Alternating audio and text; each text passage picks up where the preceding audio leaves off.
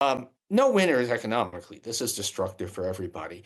And, it tells you something about how much we've lowered our expectations that we think of as a 30% tariff as low. I mean, that's still a crazy high tariff. 145% tariff basically meant shutting off trade completely between the United States and China.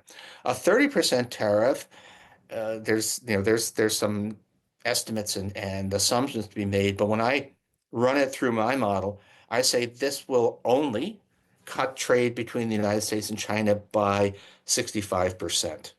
We're still talking about a massive decoupling of the world's two largest economies, and this is a bad thing. It's a bad thing for both of us. I had to say, I think probably in the long run, the damage will be greater to the United States, but it's actually huge damage to both economies. So how you can look at this and not say, my God, what have we just done?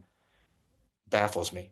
As we see US and Donald Trump disrupting the global economy, disrupting the multilateral institutions, what does this mean for the rise of China economically? What are the big themes around China that you're watching out for and which possibly concern you? Well, China has some serious problems. China is an economy that's built around torrid rates of growth, 8, 9%, and they still have a lot of their institutions are set up for that, but they can't do that anymore. Their working age population is shrinking. Their technology has advanced sufficiently that they can no longer achieve extremely rapid technological progress from borrowing. They're still formidable.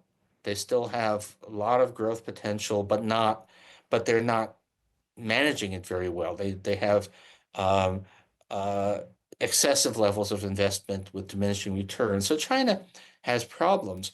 But I have to say that in terms of global influence, this is the Trump administration is really making China great again. I mean, we are now in a world where China is a more reliable negotiating partner, can be trusted to keep its word far better than the United States. It pains me to say that. And China is an authoritarian regime, and they are generally not very trustworthy, but they're not nearly as erratic as my country has become.